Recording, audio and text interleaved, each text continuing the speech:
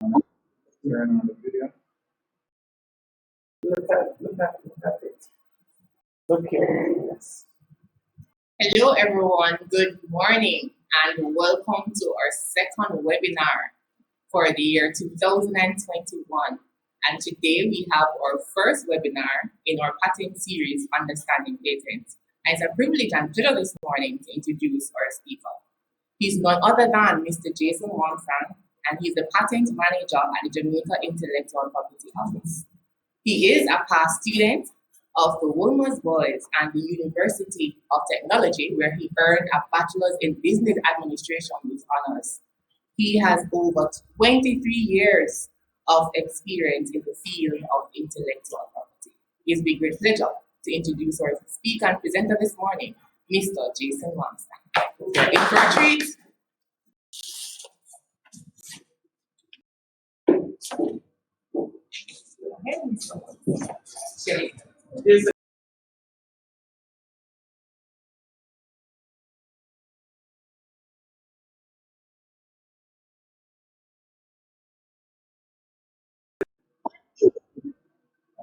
Good morning, everybody. How are you all today? I'm hoping everybody is nice and safe, and I hope everybody has will learn something today as it relates to patents. I want to thank you for coming. I would like to welcome you officially to this presentation. I'd like to thank Ms. English for that very encouraging introduction. I'd like to get into it, our introduction. This will be a series of patents that we're going to do. So today we're going to start from the basics, and then we're going to go, as the series progresses, into more detailed aspects of patents. So this is the first of a series that we're going to be having on understanding patents. Okay, I need to go. Okay, so let me start it first off by looking at some creativity. We have the inventors of Canasol, Dr. Manley West and Dr. Albert Lackard. Now, these were two gentlemen responsible at a time when marijuana was highly illegal, and they found the use for marijuana, which was a very big problem at the time for Canasol. So we have Jamaican people that are very ingenious, and we need to recognize that there are people among us that are ingenious, and we need to take advantage of this. This is another bit of creativity where a young man at the age of 25, he came up with a prosthetic knee called Japori knee. And what it was a plastic prosthetic that was at the time costing $20 US when the equivalent was costing $10,000. So we're not just coming up with inventions, we're coming up with inventions that help humanity. Dr. Cicely Williams went to a tribe in Africa, and she discovered that there were deficiencies. The people had deficiencies in and diseases according. So she was able to give them protein and help their diseases. So we Jamaican people are all over the world, and we are doing research. But the thing is, we've not been recognized for the research. Another one of our ingenuity is that Professor Lewis Grant discovered the Aedes aegypti was the mosquito that was responsible for carrying dengue. So some key elements of what we were doing, these key elements, this key research has helped our humanity, this has been very important in our development of our way of life. right? Another key one is the research that Dr. Henry Lowe has been doing in the research in his research of marijuana and his research in treating prostate cancer through the use of ball mass, right? Another one that I was made aware of the other day was Dr. Lawrence Williams, who has been instrumental in doing a lot of research as it relates to, he has patents in the United States as it relates to treatment for cancer, and he's been doing, I've actually spoken to one of Dr. Williams' students, and they gave me very detailed descriptions of what his research had done and how useful it was. These are the things we need to highlight. These are the things we need to emphasize. And these are the things we need to bring to the forward so that we can say that Jamaica is a creative system. And we're not just creative for music, or we're just creative for parties or anything like that, but we are a creative society in terms of our ingenuity. And we need to highlight that fact that we are creative in terms of our ingenuity. So those are the things that we really need to highlight, and these are the things we need to promote. That's why we need to promote patents, right? So in all of this, one of the things we like to highlight is the Jamaica Intellectual Property Office. What does the Jamaica Intellectual Property Office really do? Well, we are the agency that has critical mandate over all the intellectual property systems in Jamaica, right? So we are the agency that is really responsible for all intellectual property in Jamaica. So if you have intellectual property and you're not sure what it is that you have, you need to come to JIPOP. You can come to JIPOP and ask, I have this particular thing. What do I do with it? And we will give you advice as to say, hey, you have a patent, you have a trademark, you have a design. We will say to you, we'll try to help you in that. We'll try to guide you in those areas to what your IP is. So really, what is this thing we're talking about? What is this intellectual property thing that we're talking about, right?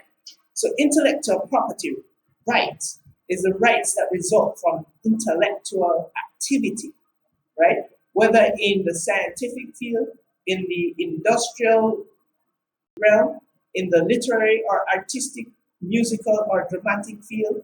So anything you can think of, intellectual property is there, right? And really what we are is the central hub for the administration of that intellectual property.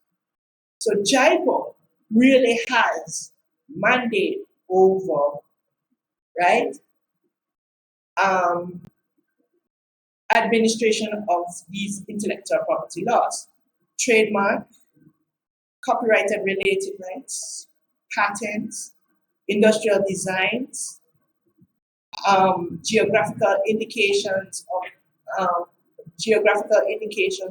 new plant varieties, layout designs and topologies, and traditional knowledge and cultural expression. Right? Yes.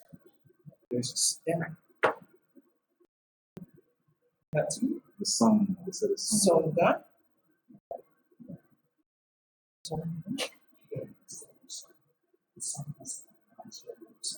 In the audience, can you please, by a raise of hands or emotions, let us know if you're hearing Mr. Wangsam clearly. Thank you. Continue, Mr. Wangsam. Okay, there. Okay. Please resume your presentation. Okay. Let me go back. Oh, that's navigate. Right. Right. So why do we promote intellectual property, right? So we promote intellectual property to progress the well-being of humanity. But now, what does that mean? It means that as human beings, we're evolving. 10 years ago or 20 years ago, the cell phones that you had probably aren't the same cell phones you have today. right? So humanity is constantly evolving.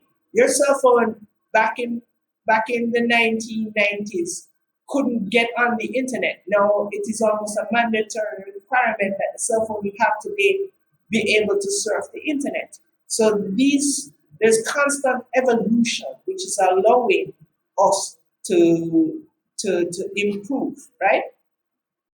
So the legal protection for these new creations is essential to maximize profits. Now, what happens is that companies are constantly improving their products in order to maximize their profits. So every time they come out with an element, with a new element to their product, they can charge more money for it, but they can improve their element and constantly be evolving into a higher and a more quality product.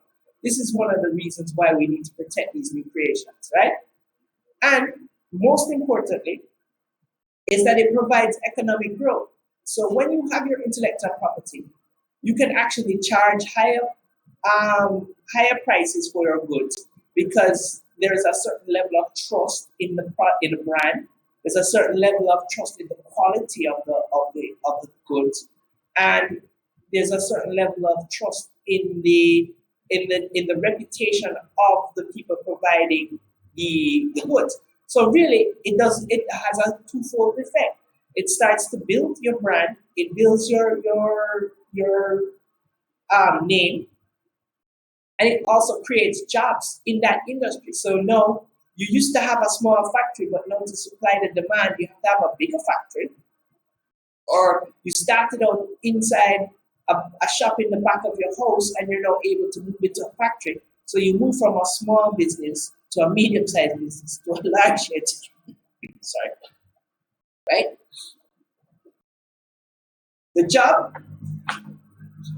So it creates new jobs. It creates new things. So we are really looking at what intellectual property can cause. So if Jamaica was following up with our intellectual property, we could be monetizing these innovations. This is the important thing of what we need to do as Jamaicans. We need to recognize that we have to start monetizing things such as IP, because if we do not monetize these things, then it's wonderful to have creations and stuff like that, but it's all even better when you monetize those creations. And those are the important things of what we need to do, right? So the legal protection of intellectual property, what does it really do? It really prevents the use and manufacture, basically unauthorized use and manufacture of your product, right? It prevents anybody from copying your products. And if there is any infringement, you are able to reclaim and damages for any infringement. Usually this is done through the civil court, right? Where people, if somebody is selling a counterfeit product of yours or using a process that belongs to you, you can actually reclaim damages in civil law, under civil law, right? So basically, what is a patent? No, this is the crux of why you're here. What is a patent? A patent is the exclusive rights granted for an invention, right? Which could be a product, it could be a process that provides a new way of doing something, right? It offers a new technical solution to a problem. So if you have a problem and you found a solution to that problem, then you're able to get a patent for it. So let's use a topical thing like, okay, there's the coronavirus. The virus was an outbreak in last March, and there was this mad rush to come up with an antivirus to this attack, right? So you had your big companies doing a lot of deep research and development, and they're coming up with new methods of of how to attack the virus. So they get a patent on, once they've developed a drug that can counteract the virus, they're quick to get it patented so that nobody can start manufacturing the drug without their authority. So there are only 3 companies now that really have a coronavirus drug, and each of those 3 methodologies have slightly different variations for attacking the virus, right? So, okay, what is an invention? Basically, an invention is a unique or new device, method, or composition or process for solving a problem, really. So if you have something that is new and you have something that is unique, you might have a problem. So it doesn't have to be a big solution like, coming up with something to fight corona, but it could be a small solution to anything. Okay, so it could be a small solution for anything, right? It is really a technical solution. So you're coming up with a technical solution. So it can't be a situation, it can't be a simple solution. Well, simple really depends, but you really want to put some level of ingenuity in your invention. And really, you're trying to do this for commercial purposes, right? So you're thinking about what it is you need to do for commercial. So you want to create something that might have commercial success, right? Inventions are not necessarily the result of accidents or anything like that. They're a result of hard work and a lot of your ingenuity and a lot of your creativity. So if you are in a particular field, it is very important for you to understand. You understand your field more than anybody else, and it's such that you are more likely to come up with a solution to a particular issue than anybody else. So you're not just going to stumble out of bed and come up with an invention, but you're going to be, after your years of research and after your years of development, you're going to come up with something that is new and novel, right? So usually the hard work that you put in is usually what is the result, and you are entitled to benefit from that hard work. So I would say, get a patent, and that would be the key.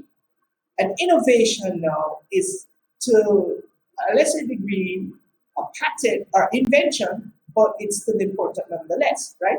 An invention is a new way of doing something that improves the product. Now, below you'll see a couple examples of innovation in the razor, right? The razor has evolved. If you look at the far left, that razor has evolved over time, and it has introduced different styles of grips, different pivoting heads. So it's still a razor, but an innovation really is the way of making something a bit better. So initially, you might have filed a patent for the razor, but then over time, there has been many innovations to the razor that has improved the razor and improved the use of the razor. So those are things why you have to go. That's why innovation is also an important element that you could probably seek protection for, right? What is the form of letters patent, right? So it is the exclusive rights granted by the state to an inventor or owner, right? Excluding others from making, using, selling the invention of for a specified period of time. In Jamaica, under the Patent Act of 1857, it is usually 14 years, right? So this will give you a limited time to exploit your monopoly, and this will allow you to commercialize, and you can sell or you can license your product to someone else who really you have a head start on your product, and this will give you the exclusive right. And that's what the patent really does. It gives you that head start in the marketplace, or you have that exclusive right to manufacture or sell your product, right? Patents in Jamaica are generally granted by the Governor General because he is the Queen's representative in Jamaica, so it is granted by the Governor General. The applicant is required to disclose the invention to the public. So basically, he is required to disclose fully the details about his invention, right? So a patent application cannot be abstract in its description. So you can't say, oh, I have the invention for a flying car. You have to describe what your flying car does, and you have to explain in your specification how your flying car works, right? So it must be practical, elaborate, technical detail, and it must be accurate. You can't just say, I have a flying car, it's going to use petrol, and well, when you check it out, petrol actually can't be used because petrol doesn't have enough octane to make the car fly. So you have to really be detailed as to what it is that you're seeking patent for. And it must be complete. You cannot write your specification and omit certain details because you don't want the world to know certain details about your invention. You have to have complete details about your invention, right? Conditions for grant, right? Conditions for grant is that, one, it must be new and novel. Now, really, what is new and novel? New and novel really means that it must be never seen before. This particular feature that you're claiming novelty should have no prior art. It should be a situation where, in the case of the razor might have existed before, right? But you've created a pivoting head that allows the razor to follow the contours of your face more. So it's not that you're getting a patent for the razor, but you're getting a patent for the pivoting head. So you're no longer able to claim patent for the razor, but you're able to claim patent for that one unique element that you put in the razor that now makes it better. So each time you go along, you can patent different elements of an invention that exists. But once that invention of the pivoting head already existed, you cannot claim patent for it. So it has to be new, right? It must have an inventive step. Well, which means that it's not obvious. So first and foremost, the razor had a fixed head, right? What you did is that you put a head that kind of follows the contours of your face using a flexible medium. Now, that's not an obvious improvement to the razor. But suppose I made it that instead of putting 2 blades on the razor's head, I put 3 blades. I can't patent the fact that now I have 3 blades versus the first razor only had 2 blades. That's not considered an unique or a big enough improvement to say that you're claiming patent for 3 blades instead of 2, right? An invention should be taken to have public utility. Now, this is a very important thing. Now, because something is important to you, might not be important to everybody, but it must have public utility. So, if you're creating an invention for a razor and it only fits your face, then it's not really useful to the public, right? But when you create a razor and it suits everybody, then that is what you would consider as public utility, right? What is not patentable? So again, I alluded to something earlier on that if you just merely created something or mildly improved the razor, then it would not be patentable. So it's not new or it's not novel enough to be patentable. And if it's not useful, it's not patentable, right? So those are the things that we have to look at when we're talking about not patentable, right? Things that are not patentable. I get these questions all the time, right? People want to patent their computer software, right?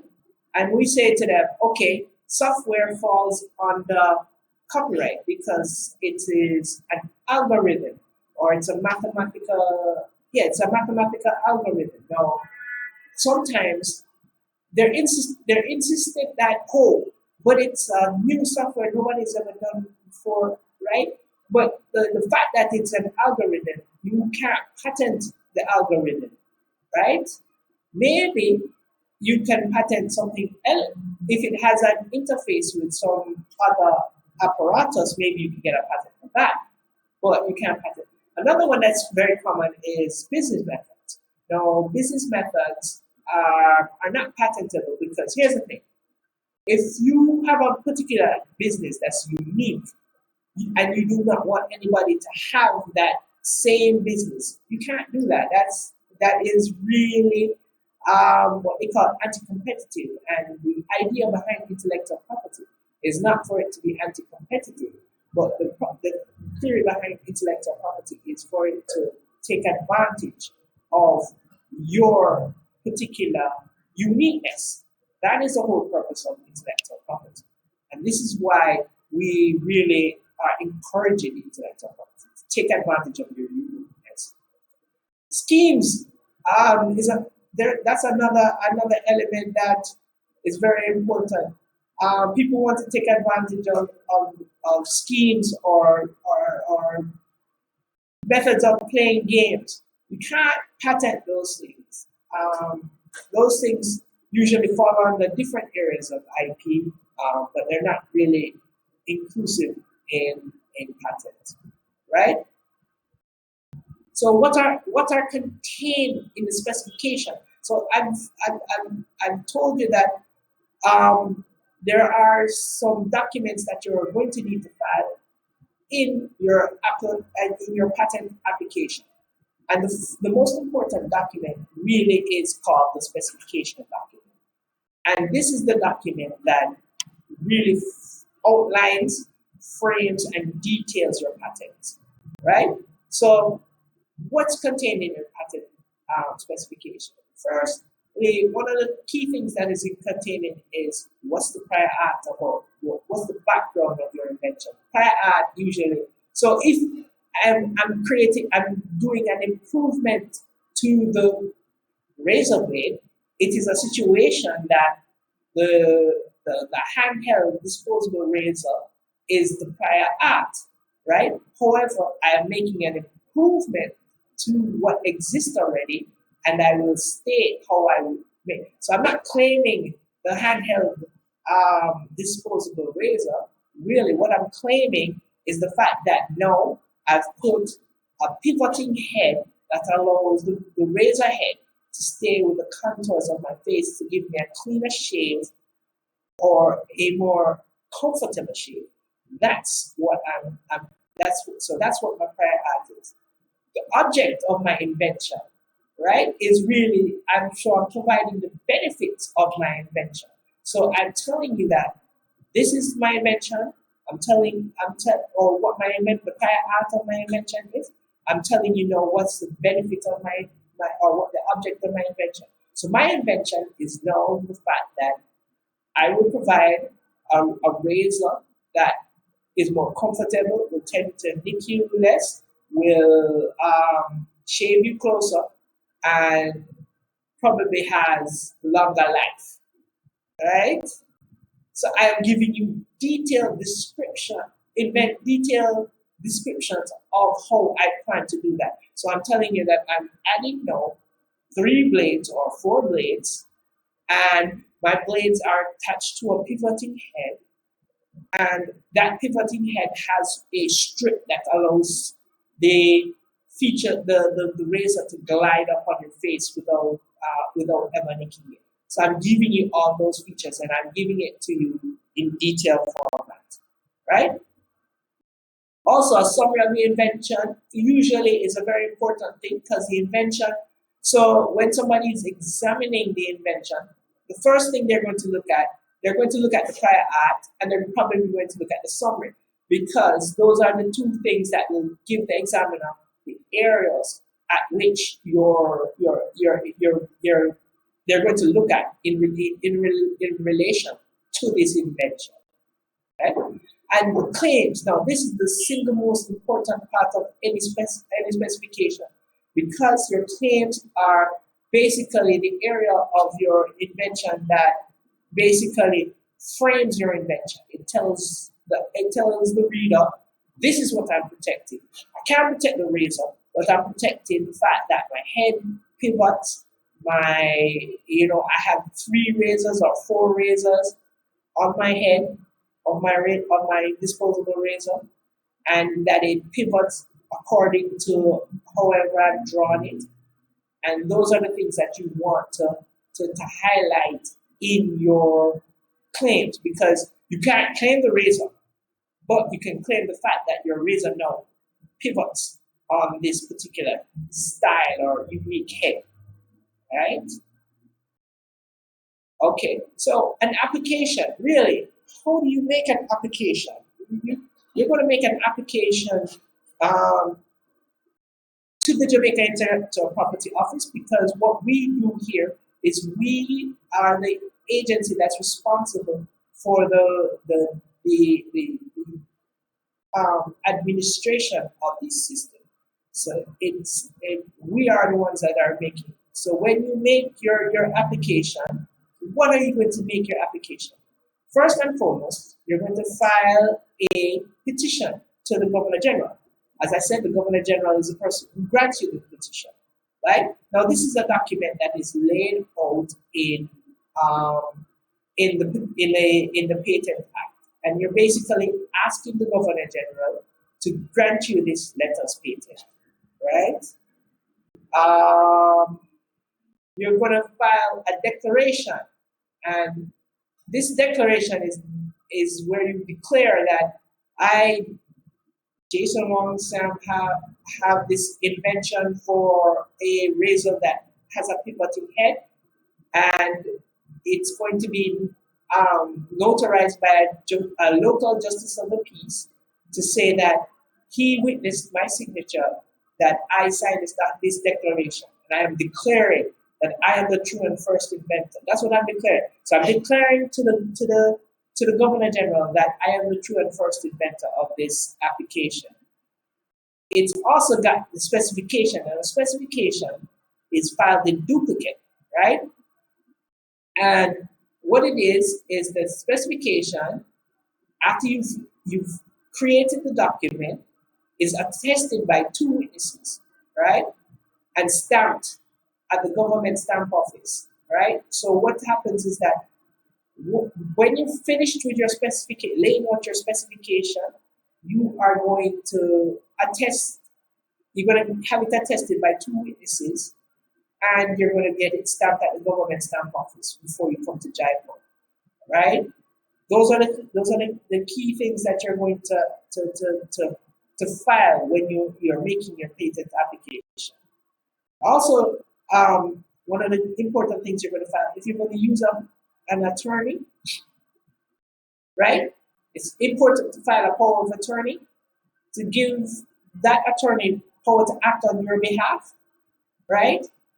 And if you are inventing on behalf of a company, if you work for a company, you will assign to that company the rights, because the truth is, sometimes you cannot, if you're not working for yourself or inventing for yourself, whatever you invent belongs to your organization. So in some instances, if you're inventing, if I work for Gillette and I'm inventing a new type of razor blade, I will usually end up assigning Gillette the rights to the razor head that I've invented or whatever I've invented. And this is very important to know. So you have to know what is the scope of your employment and who owns the rights before you go inventing everything. But we'll get into all of these areas a little later.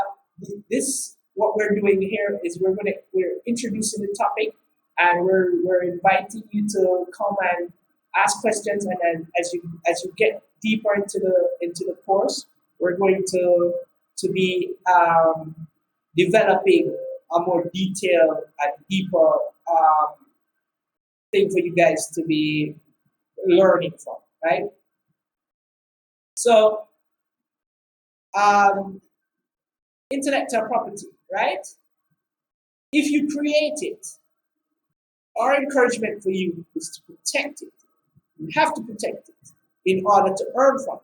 Because if you have a great invention and if you don't protect it, it's free to use. So I'm encouraging you to come to JIPOP and earn from you protect your ideas before you try to earn from it. Because if you don't, somebody's going to steal it, and usually that's the case. People come here after they've been infringed, and then they say, "What can I do?" And it's really heartbreaking to tell them, "But I'm not sure. There's nothing you can do because you exposed the idea to this person. He started making it, or he took it somewhere else and exported it to somebody else." So the first step is to come to JIPOP to find out what you have and how to protect it, right? And if you use it, if you're using somebody's intellectual property, please respect it and pay for it. In a lot of cases, this is how the system works, right? If you are using somebody else's IP, you should pay for it. It's only right that we do these things, and that's what is important for us, right? So this is my references of where I got some of my information, and I thank you for your attention, and I'm opening the floor up for questions. Any questions you might feel free to ask. So you can promote persons to presenter, and they can ask questions.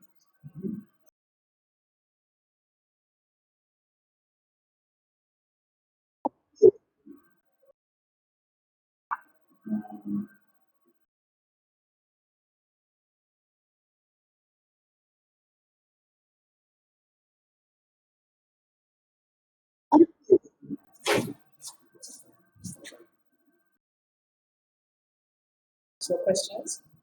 The presentation could be that good. I definitely encourage you to ask.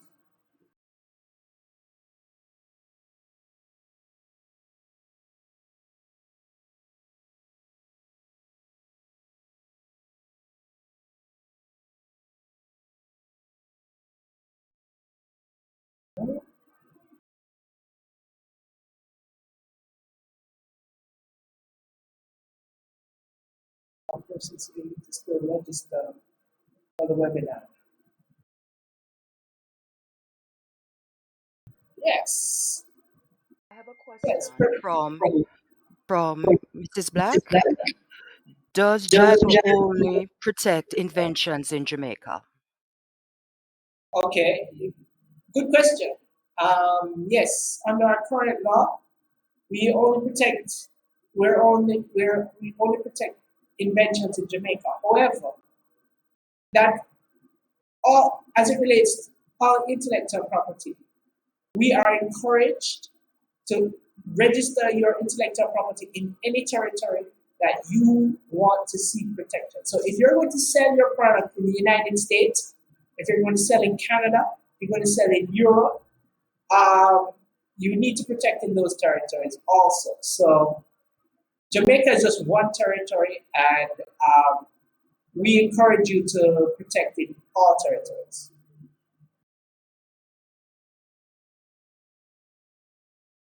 You hear me? I heard Tracy. You heard when they asked question? I don't know, I didn't hear. You heard Tracy talk? Yeah, I heard what Tracy talk. Very good. Okay, that's a good question. I thank you for that question.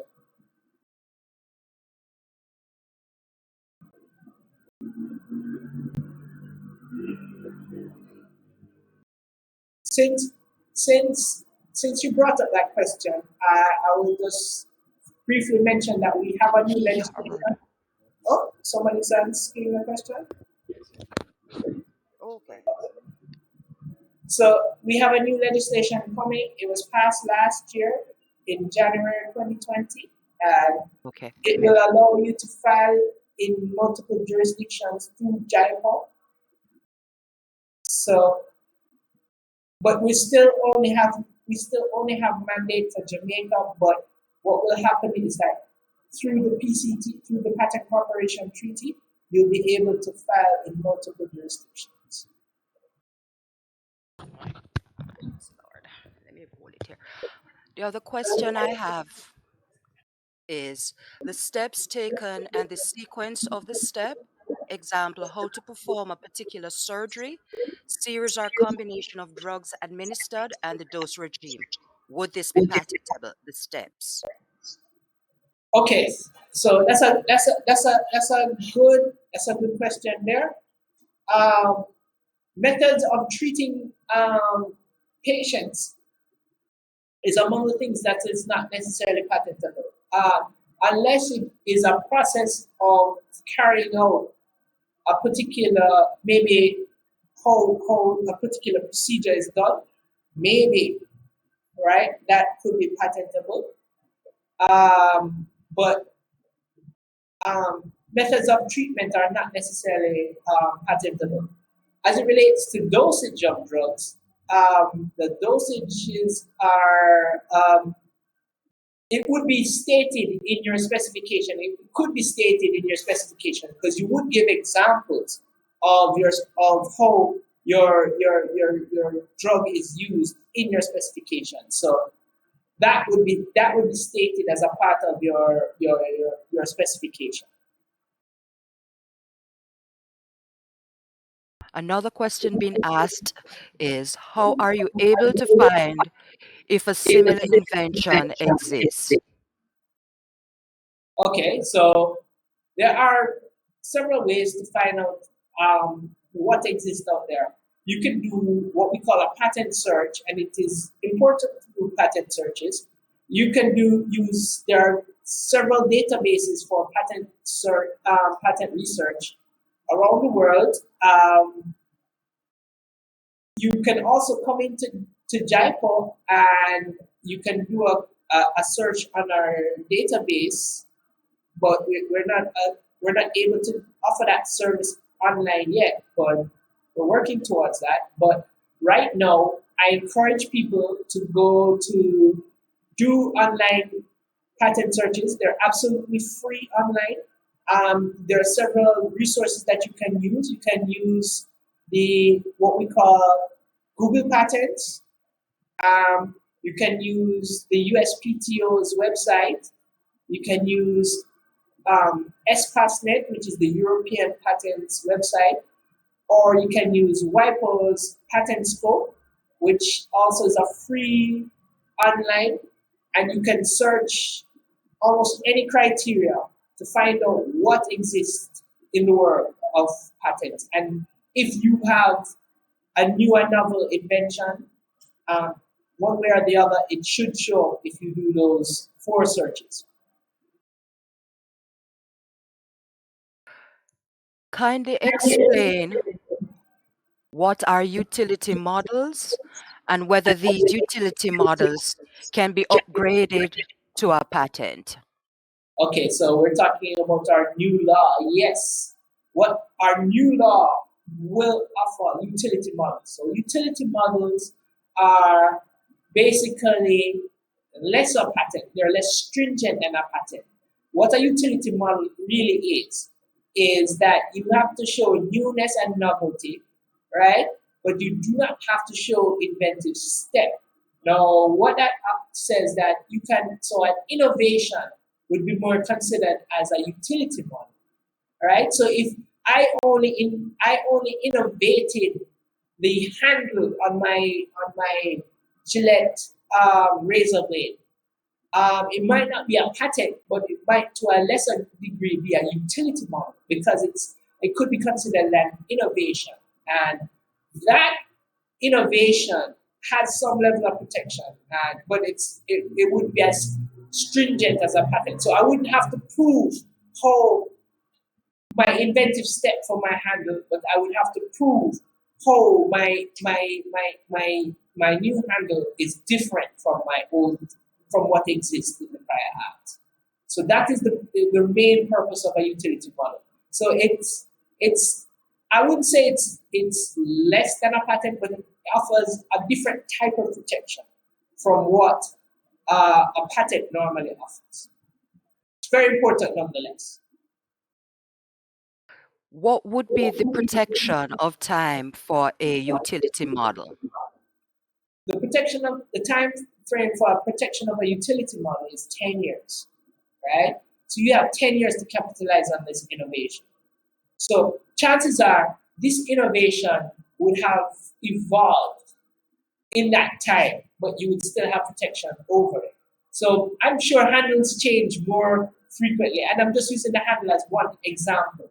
But the handle or the grip of your razor would have changed over time in various variations because you're trying to constantly evolve your product and you're trying to move with the times. So 10 years is adequate protection for such an innovation. Can I get an extension on my granted patent? Okay, yes, you can actually. The law states that you can get a 7 year, the maximum of 7 years extension if you've not, if you fit the criteria where you have not, you've not been able to commercially um, gain commercial viability from your patent. So suppose something happened to you and you weren't able to fully utilize your patent in the time of the grant, then you can apply for the extension, but it must be a valid reason why you're applying for this extension. Under the new law, how long would the patents be protected? So under the new law, the patents will be protected for 20 years, right? Now, the patents will be protected for 20 years with no possibility for any extension, right? However, what you must realize is that every year under the new law, you'll be required to file an annuity which keeps your patent in force until the 20 years is exhausted. Are patents renewable? No, patents are not renewable. Once your period of protection ends, then the patent goes into the public domain and is free to use by anyone. Under the new law, do you pay a fee to maintain the life of the patent?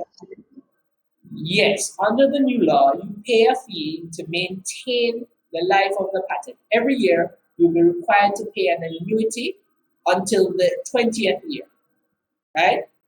So after the expiration of that 20th year, your patent goes into the public domain and you will be required no longer to maintain that patent. But that is how the new law is set up. How is the term of life of the patent calculated? Is it from the date of filing the application or when the Attorney General indicates the date of grant, the 14 years? Okay, so that's a very good question. In our situation right now, the practice is the Attorney General determines the 14 years of protection. So they will grant you based on the circumstances of the application. They will grant you the protection, the period of protection.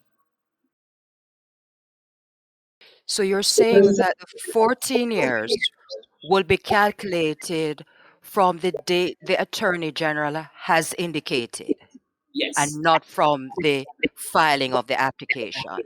that is correct. That's what happened. That's the practice. Yes. Can creators of applications apply for patent protection? And creators, I'm sorry, Creators, creators apply for patent protection. yes. What kind of creators?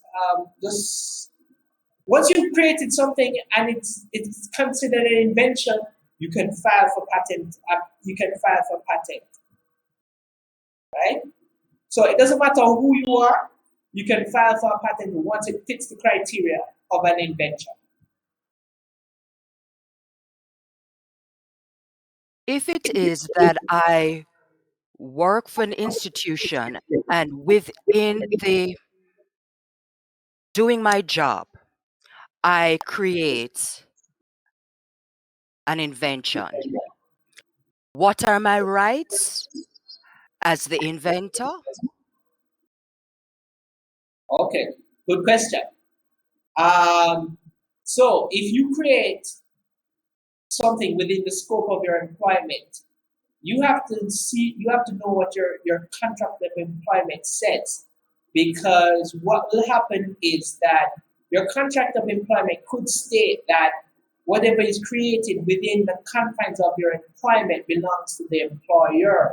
So it might be a situation where you're happily inventing, and at the end of it all, the employer has the rights to the invention because you created it using um, his either his technology or his or know-how that he has given to you. So it is important to know what your contract of employment states before you think you have an invention.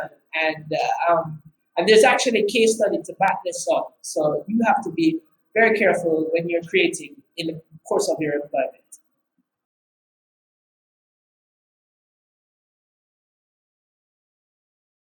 What is the effect, if any, for failing to pay the maintenance fee for a patent? All right, very good question.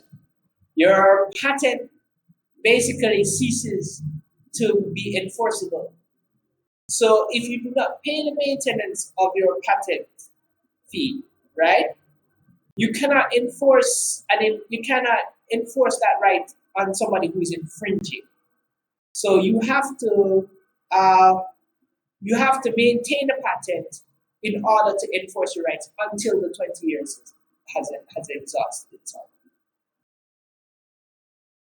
The maintenance of a patent, however, is not provided under the current legislation, Right. correct?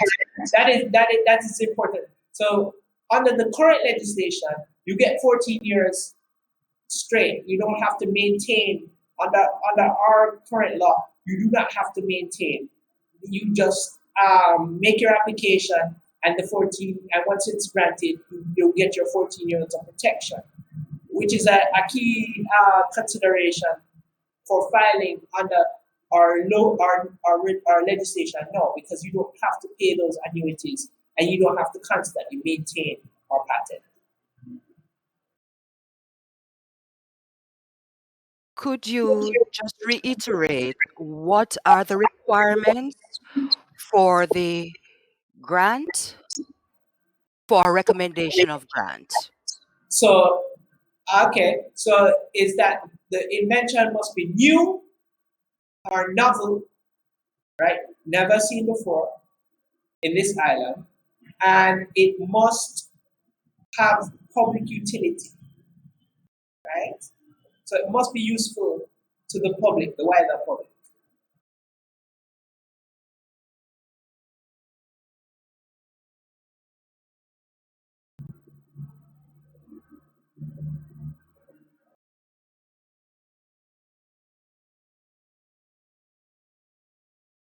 Okay.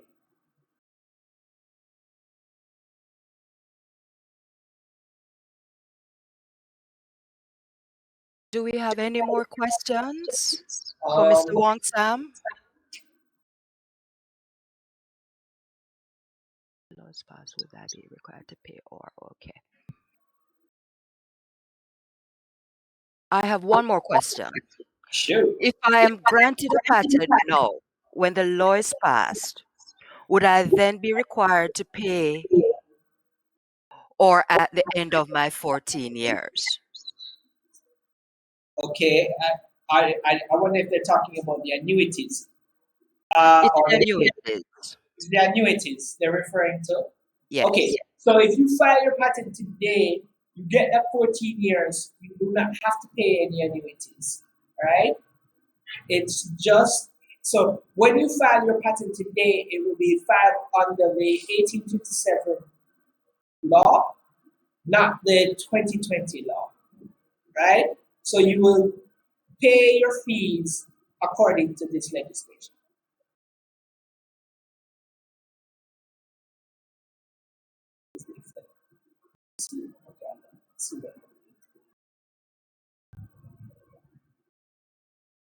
What else? Questions are coming in bunches. Slow down. Yes. Hi, good afternoon, everyone. We just wanted to let you know that we have 2 minutes left for this webinar. So we're going to close up the question and answer session, and then we're going to begin our polling. And for further information, please call the office. Thank you. Thank you. This has been fun, guys. I enjoy this. I look forward to our next session. I hope everybody, is looking forward to the new session. I like the questions. If you have any other questions, feel free to ask us via email or there's a question. I think there's a question coming up. Is there a question coming up? No? Okay. Okay. Okay, this is a quick poll.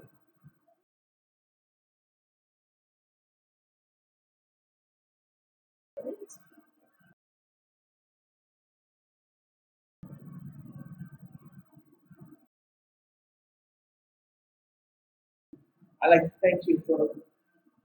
thank you for coming today and then taking the time out of your busy schedule to meet with us. And, I look forward to seeing you guys in the next session, and I hope that we can continue to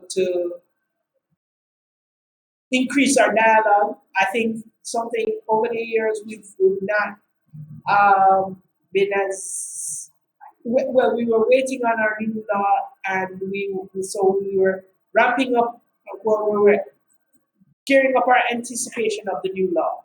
But as the new law is upon us, I'd like to thank you guys for participating. And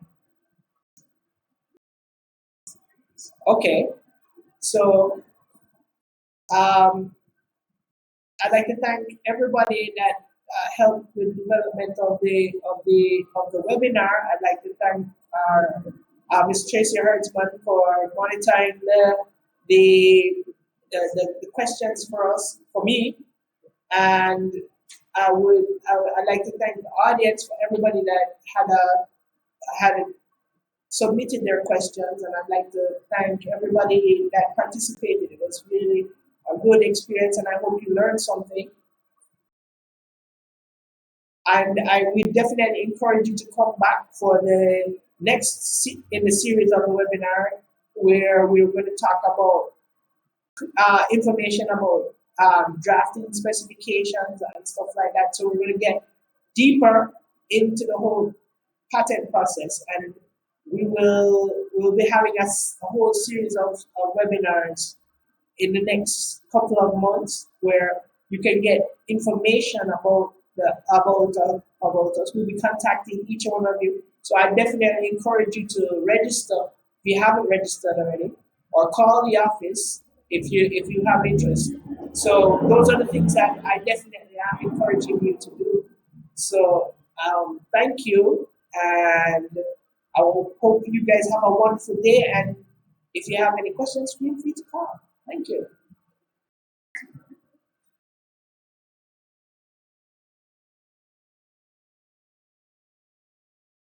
Ah, so you can, yeah, we're finished, right? Yeah. Right. Tell them bye bye.